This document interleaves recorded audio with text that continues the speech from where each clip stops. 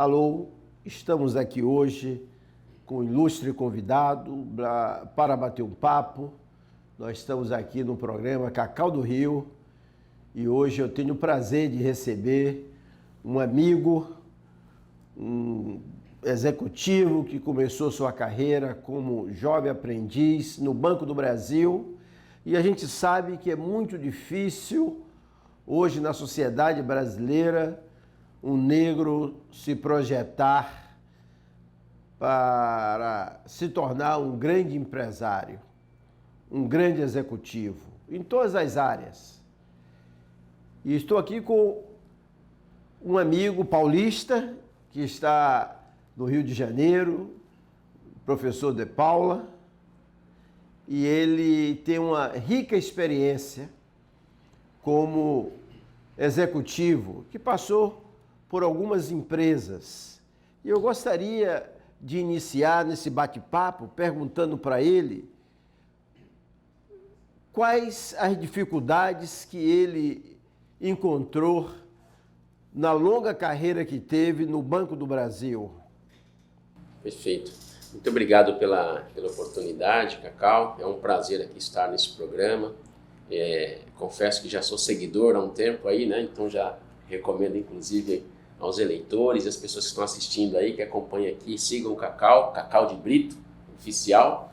E eu acho que essa é uma oportunidade singular, porque se eu, numa retrospectiva, olhar rapidamente para a nossa história no retrovisor, eu tive uma oportunidade, Cacau, e abracei essa oportunidade. Eu vim de uma família muito simples e quando eu ingressei no programa de formação de menores aprendizes, eu tive uma escola muito boa, que é a Escola do Banco do Brasil, né? Então, eu acho que esse foi um ponto bastante importante, mas muitos amigos ficaram pelo caminho. Eu pergunto, não lhe interrompendo, já lhe interrompendo, você acha que naquela época era mais difícil ou hoje é mais difícil fazer uma carreira de sucesso numa empresa como o Banco do Brasil? No Banco do Brasil, eu acho que ainda você tem... O banco teve um programa de gestão de pessoas que ele serviu de referência para muitas empresas privadas. Então, acho que no banco isso é mais fácil, né? Mas quando você olha o Brasil como um todo, você não tem o mesmo compasso.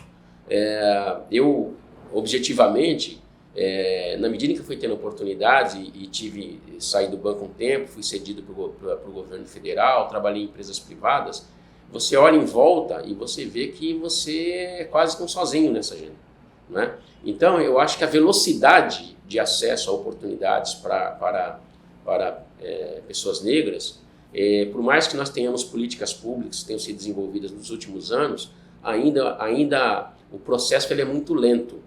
Então, acho que o banco tem um histórico interessante nesse aspecto, não é? Mas quando a gente olha de modo geral as empresas, eu acho que o processo de oportunidades para profissionais negros, ele ainda é muito lento no Brasil.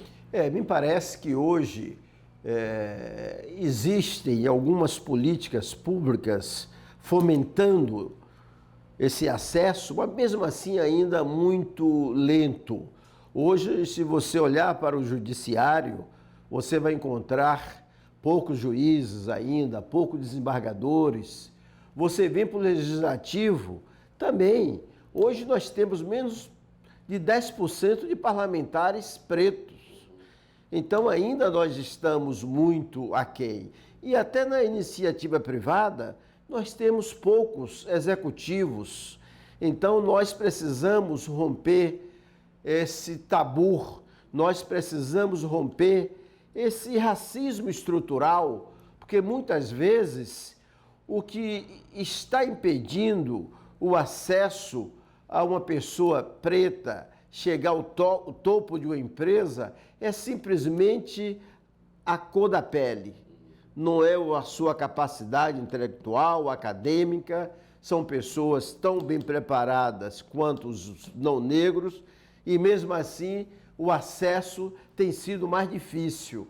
Eu volto a perguntar para você, nessa sua longa caminhada, você acha que hoje, apesar de uma luta muito grande de movimentos, não só movimentos negros, mas de um movimento da sociedade em geral.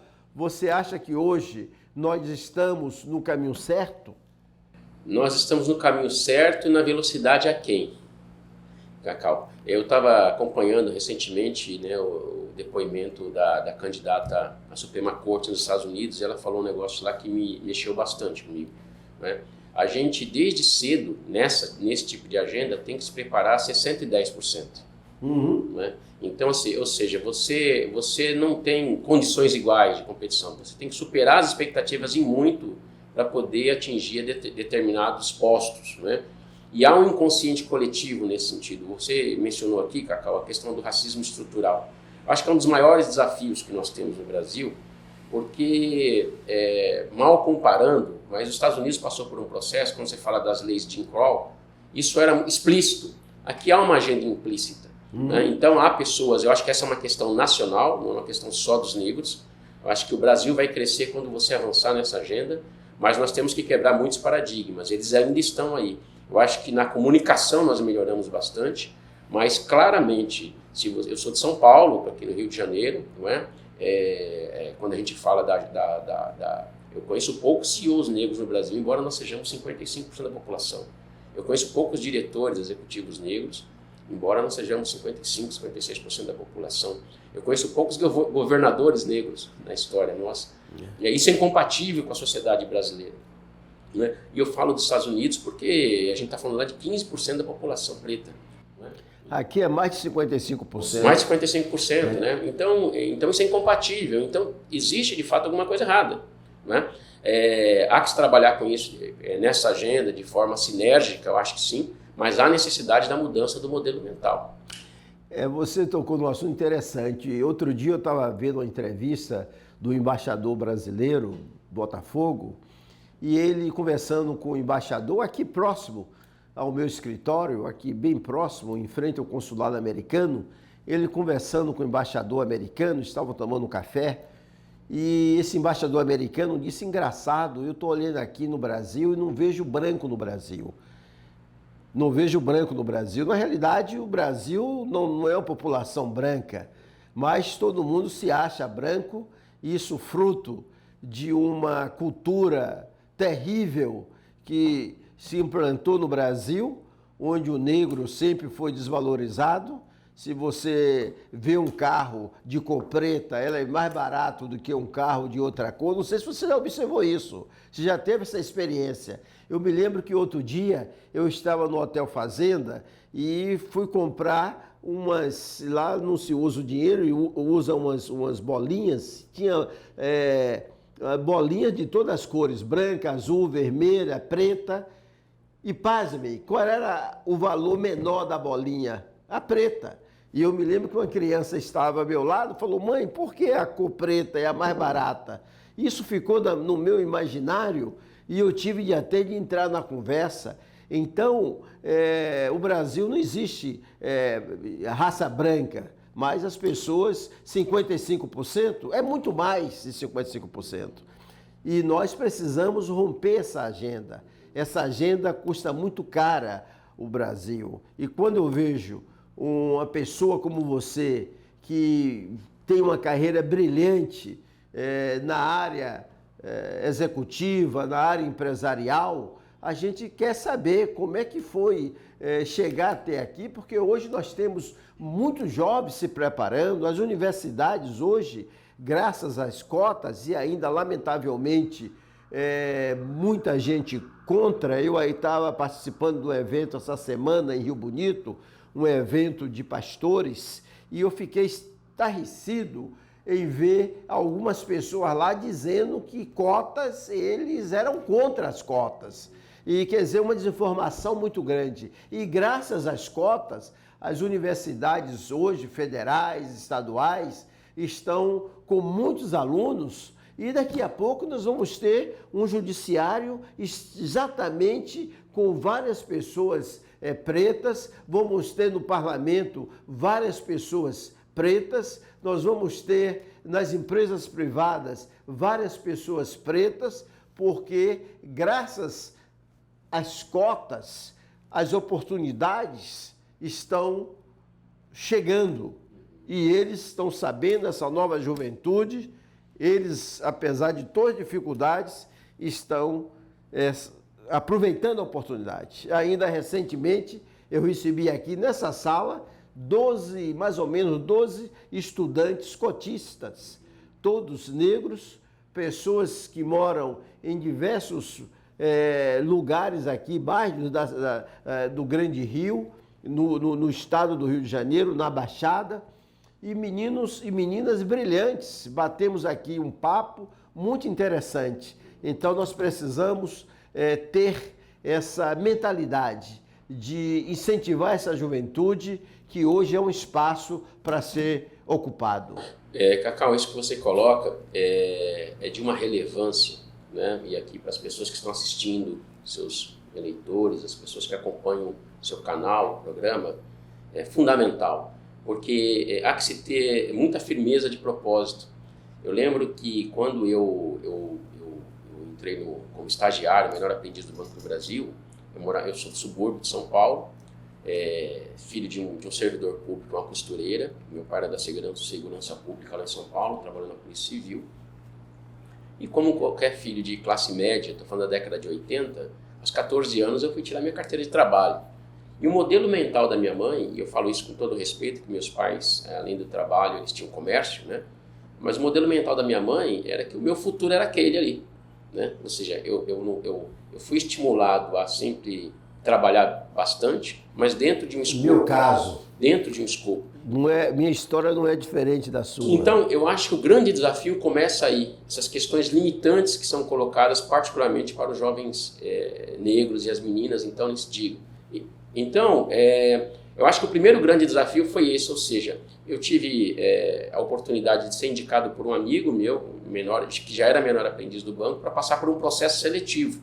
Então, eles selecionavam garotos de escolas públicas com boas notas para passarem pelo processo seletivo e, caso aprovados, então eles entrariam como estagiários do banco. Eu passei por um processo, eram 18 garotos, fomos 3 os selecionados. E por que eu estou dizendo isso? Quando eu disse que a política utilizada na época de RH ela foi de vanguarda. Basicamente, todos os ex-menores do Banco do Brasil, que são de origem simples, atingiram postos elevados no banco, né? E aí, esse é um diferencial, porque eu conheço vários executivos negros, os vários que eu conheço do banco foram menores estagiários, quer dizer, tiveram uma oportunidade lá. Porque o grande desafio que você tem muitas vezes é saber qual é o caminho das pedras, não é? Então, para você, por exemplo, para você passar num concurso público de ponta, como é que você consegue buscar formação? Para você entrar numa empresa de ponta, como é que você tem que se preparar? Então, eu costumo dizer, Cacau, a política de cotas, ela pode não ser o melhor caminho na ótica de alguns, mas por enquanto é o único caminho até que a gente tenha esse gap suprido. A partir daí eu acho que a gente pode fazer outras tantas discussões, mas está muito distante ainda. Porque veja que eu fui... Eu vou pregar essa frase sua, estamos muito distante ainda, que hoje nós estamos no Tribunal Estadual aqui do nosso estado, Rio de Janeiro. Nós estamos dando posse agora às 16 horas a 3 desembargadores vindo do 5º Constitucional, vindo da OAB. São advogados e os 3 brancos. E nós temos lutado muito, e a OAB, nessa última eleição, com muito sacrifício, nós inserimos a política de cotas, que ainda não foi bem sucedida, mas 30% de vagas para negros. Nós conseguimos uma mulher negra na diretoria da OAB, que é um escândalo. Você, no século XXI, ainda está lutando para isso, mas já foi um pequeno avanço.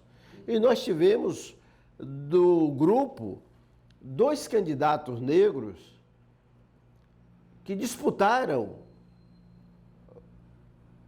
a vaga. Um deles foi procurador, foi defensor público do Estado por 2 vezes, o doutor Nilson, um homem bem formado, um defensor extraordinário. e mesmo assim não conseguimos ainda colocar ninguém dessa vez.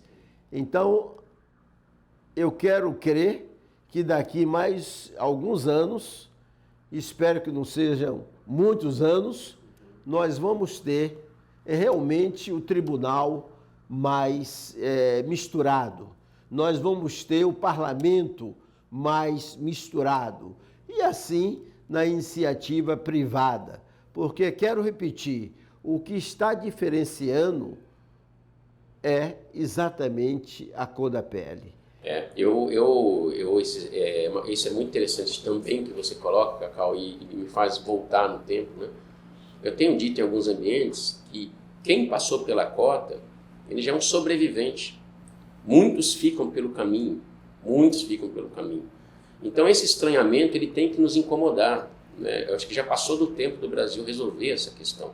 Inclusive há quem diga, e eu acredito nisso, que a diversidade, né? A gente está discutindo a agenda de ESG ou a ESG para alguns, quer dizer, a diversidade ela aumenta o potencial da própria nação, do próprio país. Então é inaceitável que o Brasil ainda esteja numa velocidade muito aquém do necessário em relação a isso. E eu vou dar um exemplo concreto. Como eu falei, eu fui menor estagiário do Banco do Brasil, depois eu fiquei dois anos e meio nas Forças Armadas, passei no concurso como funcionário do banco, trabalhei um tempo em agência e depois fui para a superintendência. A minha agenda sempre foi área de seguros e previdência, o banco tem uma excelente formação nesse aspecto, e o banco empresta funcionários para o governo federal. Então, é uma parte significativa da minha carreira. Eu prestei serviço no Ministério da Previdência e no Ministério da Fazenda, hoje Ministério da Economia. E como gestor, coordenador, diretor, trabalhei também numa das seguradoras do banco, como gestor. E numa das minhas passagens por uma das autarquias do Ministério da Economia, a SUSEP, nós tínhamos encontros internacionais. Então, numa das minhas viagens, essa no caso não foi para a Europa, foi para a África, teve algo muito interessante que aconteceu. Foi um encontro de países lusófonos e nós tínhamos lá então os palestrantes, eu era um deles, para falar um pouco da agenda de seguros no Brasil e o processo de supervisão. E depois de 2-3 dias de encontro, nós estávamos jantando e uma representante de um dos países lusófonos no jantar disse para mim: Carlos de Paula, nós ficamos surpresos com a sua presença aqui. E eu estranhei um pouco, falei: por quê? Quando anunciaram o seu nome, nós esperávamos um executivo branco. Você foi o primeiro executivo negro que nós vimos participar, representando um órgão como a exemplo da SUSEP, Supervisor do Mercado de Seguros, nos nossos encontros. Quer dizer, isso, para mim, ele surgiu como um ponto de atenção, né? É incompatível. Né? É incompatível. Então, eu acho que essas questões elas reforçam a urgência do fortalecimento das políticas, né, para ingresso de homens e mulheres negras no mercado de trabalho, no acesso às instâncias. Né? Enquanto isso não estiver minimamente equilibrado, a política de enforcement tem que ser total, né? É fundamental. Né? Eu, depois de todos esses anos, de 33 anos de trabalho no Banco do Brasil, de 14 anos trabalhando ou no Ministério da Fazenda, ou no Ministério da Previdência, eu fui a 10 países da África, tive oportunidade de ir para a Europa, representar o Brasil em eventos, Estados Unidos e aqui na América Latina. Né? Sempre que eu volto, eu procuro meus pares em relação a isso. Eu tenho 4 filhos, 3 meninas, né? E ainda eu vejo que a gente não exponenciou essa agenda. Né? Então, como cidadão, como pai, então nessas horas eu tenho mais... o meu desafio hoje é muito mais trabalhar com jovens, inclusive é uma agenda que a gente tem trabalhado muito, né, no sentido de inspirá-los, estimulá-los, do que contar a minha história como uma história de sucesso. Porque, na verdade, eu costumo dizer nas minhas palestras que eu não tenho uma história triste para contar, eu tenho uma história de luta. Sim. Né? Por quê? Porque, realmente, ao longo dessas décadas, eu vejo que a gente ainda está muito distante daquilo que seria o mínimo aceitável e necessário, né? Então a gente precisa combinar um trabalho de inspiração desses jovens, a necessidade de se quebrar esse modelo mental, essa zona limitante que se coloca muitas vezes, ao mesmo tempo você ter políticas que abraçam, né, abracem essas pessoas, mostrando o caminho, né? E uma sinergia dentro da sociedade civil. Essa não é uma questão dos pretos, essa é uma questão da sociedade brasileira. Eu queria lhe interromper mais uma vez e pedir aos nossos internautas que sigam o @Cacau de Brito oficial. Nós estamos aqui numa tarde primorosa, conversando com alguém de sucesso que vem de muita luta. E eu queria que você falasse para essa juventude que está nos assistindo como fazer para chegar lá. Nós sabemos que hoje nós temos tido um racismo estrutural inegável no nosso país. Você falou recentemente que hoje quase não temos governadores pretos no nosso país. Na época que o Brizola foi governador, aqui em 82, o seu secretariado era composto de 3 secretários pretos. Naquela época, nós tivemos 3 governadores pretos no Brasil. No Rio Grande do Sul, um país eminentemente branco, tivemos o governador preto, o Alceu Colares, tivemos o Albuíno no Espírito Santo, tivemos também um outro governador preto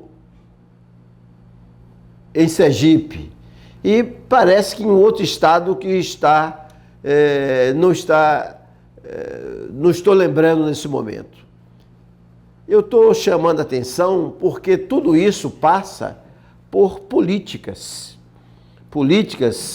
afirmativas, prepositivas. E hoje parece que o Brasil está um pouco na contramão nesse sentido. Eu acho que os nossos governantes hoje não têm dado atenção a essa agenda tão cara para todos nós. Essa agenda é importante e hoje a política brasileira não pode desprezar essa agenda preta do Brasil. Eu quero dizer para você que é uma luta muito grande hoje em órgãos como o Poder Judiciário, que vem ganhando força feminina, onde a grande maioria hoje de juízes, promotores, defensores, tem sido de mulheres, porque elas se organizaram, elas se uniram, elas estudaram, tiveram mais oportunidade e as pessoas oriundas da raça negra estão lutando para chegar a lugar de poder, a um espaço de poder, porque esse espaço hoje, ele não é facilitado para nós. E quando eu vejo um executivo como você chegar onde chegou, eu tenho certeza que foi com muita luta, muito estudo, muita força de vontade.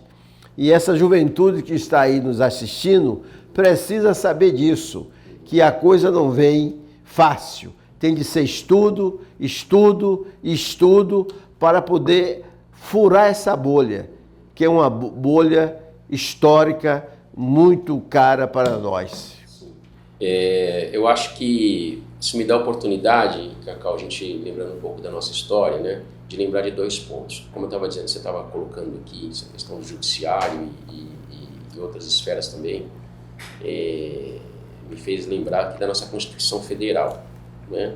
A gente não está falando nada além da materialização da Constituição Federal, artigo 5º, quando a gente fala de cidadania e de dignidade da pessoa humana, né? Então, quando você traz isso e materializa essa questão, você verifica os gaps, né? E a justiça não pode ser só uma justiça branca, né? E a injustiça, uma injustiça preta. Então, assim, a gente tem, de fato, um gap aí que precisa ser superado. E olhando um pouco para a minha realidade lá em 84, e nesse sentido eu sou muito grato à instituição que me abraçou. E por que eu quero dizer isso? Porque, e quando eu coloco que é uma questão da sociedade, há um percentual bastante significativo da sociedade, de cidadãos, homens e mulheres brancos, que têm afinidade com a nossa causa. O desafio é que essa é uma corrida, eu costumo chamar que é muito mais uma maratona do que uma corrida de 100 metros. Então, com certeza, há muito a se fazer, e por isso que a gente precisa intensificar esse processo. E aí, me dirigindo aos jovens, o que eu gostaria de dizer? Né? De alguma maneira, a primeira coisa que mexeu comigo foi a vontade. Né? Pensar pequeno e pensar grande dá o mesmo trabalho. Então eu desejei mais. Mas você não alcança o desejável sem suportar o indesejável. E o indesejável, às vezes, passa por você ter dificuldades, às vezes ficar sem dormir, estudar além da conta, mas se preparar para isso. Né? Eu acho que esse é um componente importante. E o que eu tenho linkado, porque muitas vezes vão me preparar, mas me preparar como? Né? Então, acho que hoje, no mundo de hoje, 2022, você tem vários caminhos. Eu acho que a estrutura hoje, os modelos que nós temos de suporte para esses jovens, eles são bem melhores do que 30, 40 anos atrás, mas o estudo é fundamental. Né? Você fazer um bom ensino fundamental, um bom ensino médio, desejar entrar nas melhores faculdades. Há suporte hoje para jovens negros muito interessantes, células de apoio. Eu tenho uma bandeira, Cacau, se você me permite aqui dizer para os seus eleitores, eu sou fã do curso técnico. Eu acho que o curso técnico, o ensino médio, ele é um fator que acelera a mobilidade social. Né? Então você tem jovens hoje, garotos, que com 15 anos, se entrarem no ensino médio técnico, aos 19 ele pode ter independência financeira, e nesse país isso é importante, aos 19, 20 anos de idade. Então o estudo, ele é a base de tudo, e buscar uma excelente informação é determinante. E por que eu estou dizendo isso? Porque de alguma maneira, você trouxe um ponto aqui muito relevante, né? Se as grandes universidades públicas são públicas, pagas pela sociedade, porque o percentual de negros é muito inferior, né? E é desproporcional à parcela da sociedade, né? E por aí vai. Então, a questão da preparação desde cedo, da determinação, de pagar o preço, né, de superar essas barreiras, é a única forma de alguma maneira, a gente quebrar essas muralhas que foram erguidas ao longo dos últimos 500 anos.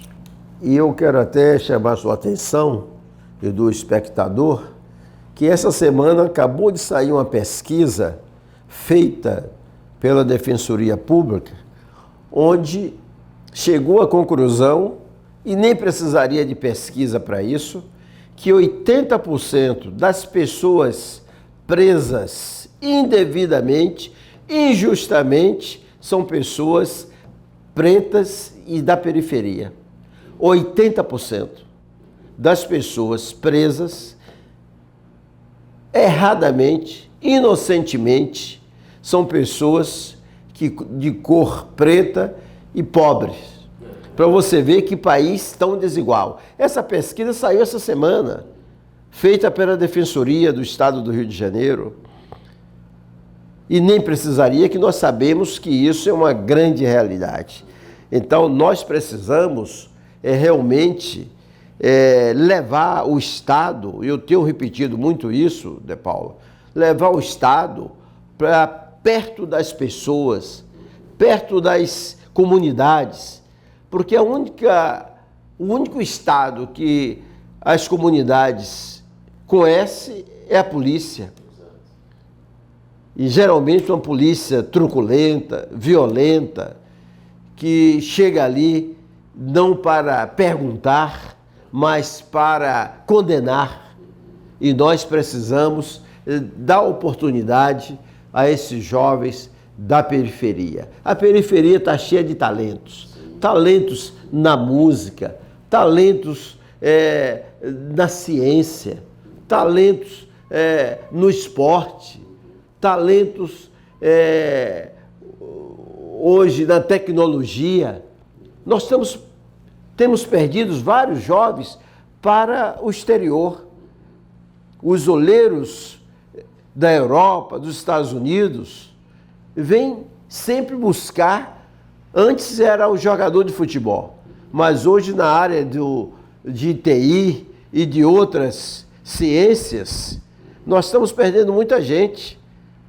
As universidades alemãs, canadenses, americanas, vêm buscar essa juventude. Então, nós temos muitos talentos no Brasil. O que não temos é oportunidade. As oportunidades não são dadas a essa juventude. Ainda há pouco eu ouvi de uma pessoa que foi visitar uma secretaria de Estado, aqui no nosso estado, do Rio de Janeiro, e o secretário disse para ela que estava com R$1 bilhão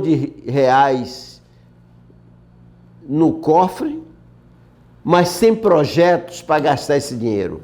Veja bem, um país tão pobre, tão desigual, de infraestrutura, e uma secretaria dando luxo de ter R$1 bilhão no seu cofre, sem ter projetos para a sociedade. Então isso é um crime. Exato. E veja, Cacá, que coisa impressionante, né? O Brasil está passando por uma transição demográfica sem precedente na sua história. Nós começamos a envelhecer. Via de regra. E rapidamente. Sim, uma velocidade impressionante. E você que é da área de seguro, da área específica, você sabe bem o custo disso para o Brasil. Exatamente. A sociedade não tem essa consciência. E isso pode custar muito caro para as próximas gerações. Porque, via de regra, os países que amadureceram, envelheceram, antes eles enriqueceram. Uhum. Isso não aconteceu ainda com o Brasil.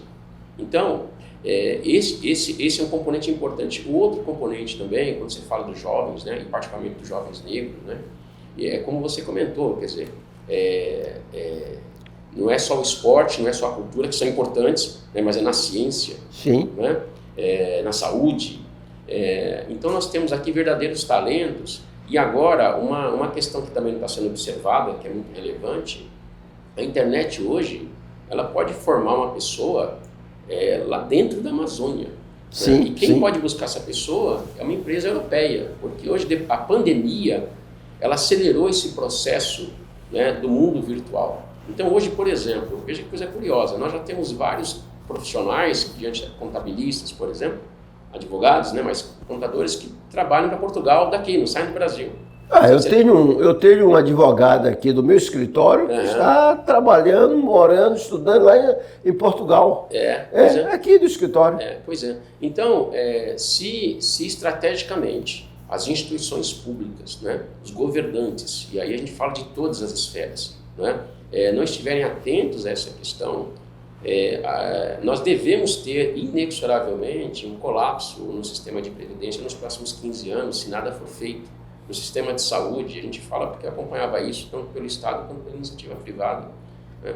Então, se nós não resolvermos essa base da formação da nossa população, da preparação, da educação, né, financeira, esse preço vai ser muito alto para o nosso país, do ponto de vista geopolítico e para a sociedade. E por que eu estou dizendo isso? Dentro dessa discussão estratégica está efetivamente você abraçar essa causa da população negra.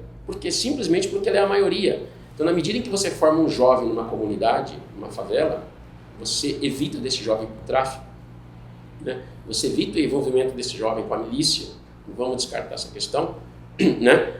Você cria condições de mobilidade social, então você quebra um ciclo negativo, né? É disso que se trata. Aliás, os governos, tanto a nível federal como a nível estadual, vêm diminuindo os recursos na área da educação. Repito, o governo federal e os governos estaduais e municipais vêm diminuindo o investimento na área da educação. E isso é preocupante. Enquanto outros países da Ásia, da Europa, vêm aumentando, o Brasil está na contramão, vem diminuindo. Singapura vem aumentando de maneira fantástica os recursos na área da educação. E poderia citar aqui outros países, a Coreia e outros países, vêm tendo essa visão no investimento desde a criança. O Brasil não. O Brasil está jogando fora. O Brasil está desperdiçando recursos e nós vamos pagar, como você falou, um preço muito caro para as futuras gerações. Nós precisamos chamar a atenção das nossas autoridades governamentais que investir em educação é a saída, não há outra. Mas parece que isso não dá retorno eleitoral rápido. Exato, e eu acho que esse é o ponto, Cacau. Você não pode falar em política pública dessa natureza pensando num ciclo de 4 anos. Não existe, né? A história mostra isso pra gente. Eu vejo aqui um dado objetivo e muito interessante. Você fala de um curso, eu vi isso até no meu sogro é professor, e eu comecei até a me interessar mais por essa agenda conversando com ele. Ele leciona em colégio técnico, né? Você pega hoje um jovem de 14, 15 anos, né, que vai fazer lá eletrônica, eletrotécnica, técnica de edificações. A remuneração hoje, um garoto formado, ela varia entre 2.000 e 4, 5 mil reais, com 19 anos. Está muito acima da média da remuneração no Brasil. Se você pegar um garoto desse, com 14, 15, 16 anos, durante o processo de formação no ensino médio, por exemplo, vamos pensar que seja um jovem negro, que mora numa comunidade, e ele também tem a oportunidade de ter uma formação em outro idioma, inglês ou espanhol. Circuito eletrônico é a mesma coisa aqui no Japão ou na Alemanha. Ou seja, aos 19 anos, o garoto de uma comunidade, por exemplo, pode ter empregabilidade internacional. Sim, sim. Isso faria muita diferença, porque esse garoto eventualmente nem chegaria nas cotas do ensino superior, não é?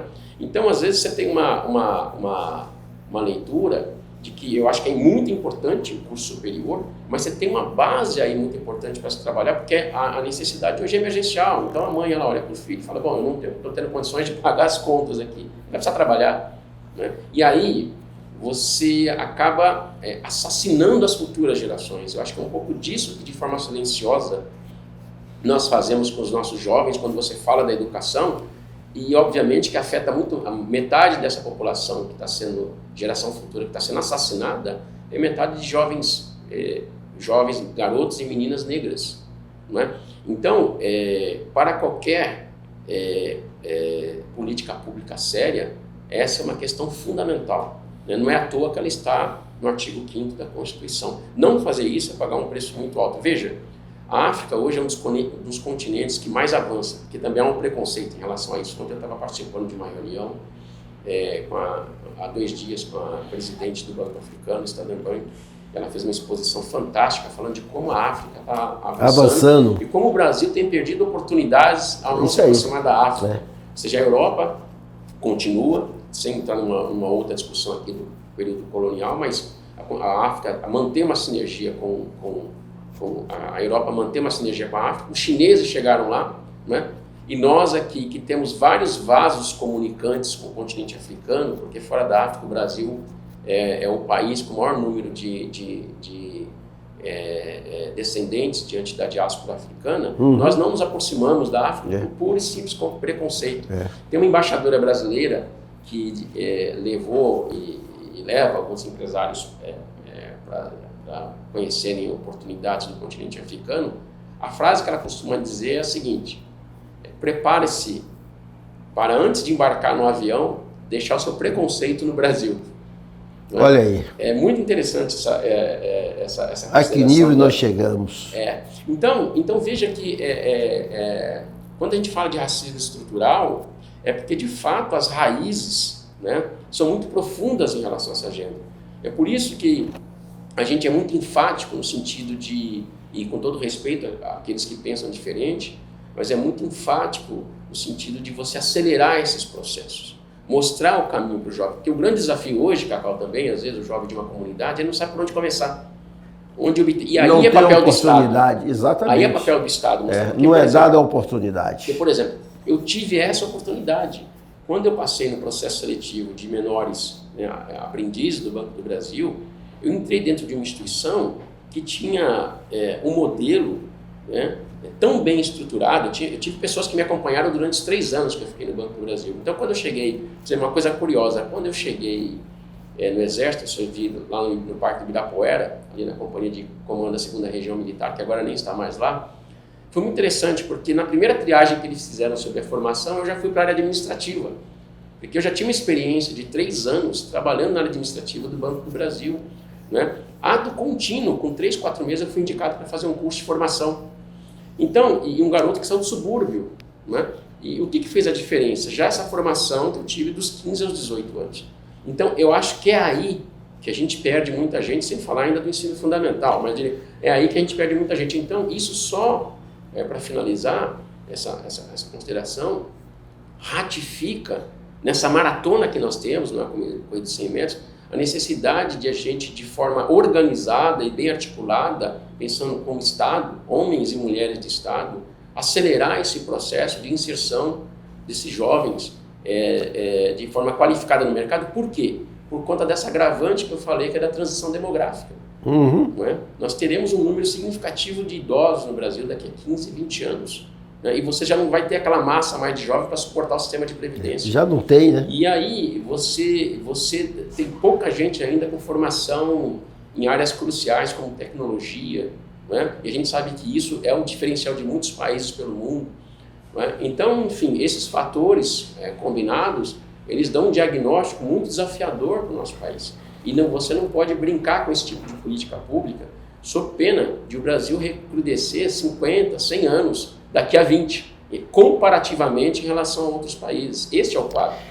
Nós estamos chegando já na reta final. Eu queria perguntar a você que é o homem viajado, vivido, viajou para vários países, você que é oriundo de São Paulo, viveu muitos anos em São Paulo e hoje vive no Rio de Janeiro, queria que você falasse um pouco se você vê São Paulo e Rio de Janeiro com muita diferença nessa oportunidade para a juventude brasileira, não só para a juventude, para o jovem que está ingressando hoje no mercado de trabalho, as oportunidades. Eu ouço muita gente dizendo: eu quero ir embora do Rio de Janeiro, eu quero ir embora do Rio de Janeiro. O que é que está acontecendo? Você sente essa mesma coisa de São Paulo? Gente dizendo: eu quero ir embora de São Paulo. Como é que você tem visto isso, esse abismo? Há esse abismo hoje entre São Paulo e Rio de Janeiro nas oportunidades? Cacau, é uma pergunta, eu te agradeço pela oportunidade, é uma pergunta muito desafiadora, né? Que boa parte da minha carreira foi em São Paulo, uma parte em Brasília e uma parte aqui no Rio de Janeiro. E assim, você usa uma frase que eu comecei a cunhar, não é? Não se mude do Rio, né? Troque os políticos do Rio. Né? Então, eu gosto de uma frase também, que é a seguinte, Cacau: sejamos a mudança que nós queremos ver. Eu, como paulistano, me apaixonei por esse estado e por essa cidade. Eu acho que o Rio de Janeiro ele tem uma vocação tremenda, e eu falo isso assim, Cacau, eu estive na cidade do Cabo, na África do Sul, eu lembrei do Rio de Janeiro, né? A gente teve Joanesburgo, a gente teve Madrid, e Paris, enfim, Nova York.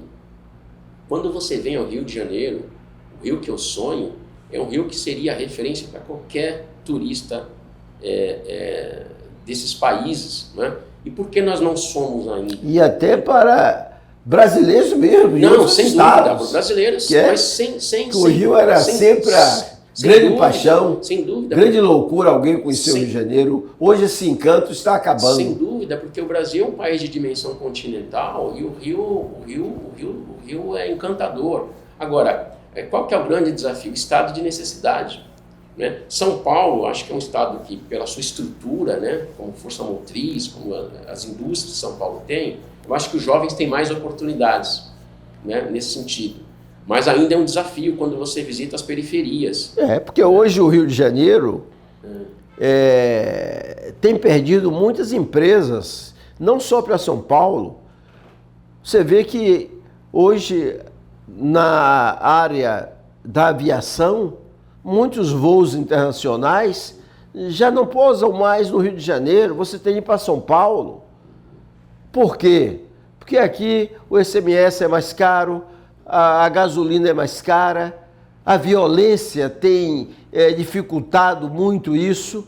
Então o Rio de Janeiro está passando por um momento de uma crise profunda que não podemos ter mais alguém inexperiente à frente de um estado como esse.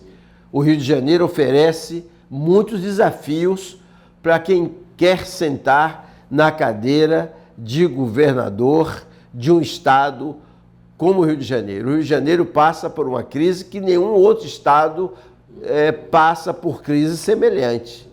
E não precisa dizer isso, que a população sabe disso, do que eu estou dizendo. E aí, Cacau, quando você traz essa referência, e você pergunta em relação aos jovens, só para completar essa pergunta que eu acho que é importante, quando eu vejo um jovem, e exatamente isso que está dizendo aconteceu com um rapaz que eu conheci aqui no Rio de Janeiro, ele saiu daqui e foi para São Paulo, né? Fazendo engenharia, foi para São Paulo, né? De produção, e foi para São Paulo, apareceu uma oportunidade e foi para São Paulo. Quando eu vejo isso acontecer, eu vejo a esperança ir embora, entendeu? Então, quando a gente olha para o estado do Rio de Janeiro, a despeito de como estão as contas públicas, a despeito da discussão da violência, né? A despeito da discussão do preconceito, né? O Rio, ele tem várias vocações, uma delas o próprio turismo, né? E quando você atrai turismo, se você tem vários exemplos de sucesso pelo mundo, que você não precisa ser muito criativo para que eles deem certo no estado do Rio de Janeiro. Então isso que acontece... Fazendo feijão com arroz... Básico. Então é uma tristeza quando a gente ouve esses relatos, né, em relação a essa cidade maravilhosa, esse estado espetacular, porque não precisa de muita coisa para o Rio começar a virar o jogo. É isso aí. Não é? Então eu acho que a partir desse modelo mental, a partir da conscientização da população, né, porque eu sou filho de servidor público, eu aprendi dentro de casa que a palavra servidor público é para você servir ao público. É um peso muito maior até do que você estar na iniciativa privada. Então, um governador, né, um prefeito, um deputado estadual, um prefeito, né, um vereador, eles têm peso da confiança da sociedade. Né? Então, a responsabilidade de toda pessoa que assume o mandato é entregar uma agenda melhor do que ela recebeu. Isso aí. Então eu acredito nisso e queria voltar à expressão que você traz, Cacá. Não se mude do Rio, né? Mude a política que é estabelecida no Rio. A filosofia. O modelo mental, a filosofia. Eu acho que esse é o diferencial, não é? E você jovem, né? Acredite em si, acredite no seu futuro, estude, né? Não é fácil, mas não é fácil para ninguém, né? Nada vem de graça na vida. Batalhe. Principalmente para quem não tem uma moradia, não tem um transporte, não tem uma infraestrutura para facilitar essa ida e vinda. Isso. E confie assim, que o conhecimento, nesse sentido também, ele é libertador. Não é? Tem um eixo meio complicado na nossa sociedade, porque muitas vezes o cidadão é respeitado no Brasil por quanto dinheiro ele tem. Né? Eu estava ouvindo esses dias de um africano muito interessante. Na África, você é respeitado pelo conhecimento que você tem. Né? E, de fato, quando você tem uma boa formação, dinheiro se ganha, se perde, formação não. Né? Então, eu diria para esses jovens que esse é o maior tesouro, patrimônio que você pode acumular, é o conhecimento. Eu agradeço aqui mais um bate-papo qualificado com o nosso amigo, que deu uma aula de esperança, de competência para todos nós e para você que está assistindo. Não deixe de ir a @Cacau de Brito Oficial e nas redes sociais e se comunicar com a gente. De Paula, muito obrigado. E vamos ter outras oportunidades para conversar sobre assuntos tão importantes para o nosso estado do Rio de Janeiro, para o nosso Brasil, você que tem longa experiência para nos ensinar. Obrigado mais uma vez e Deus abençoe a todos nós. Muito obrigado, Cacau, foi uma honra.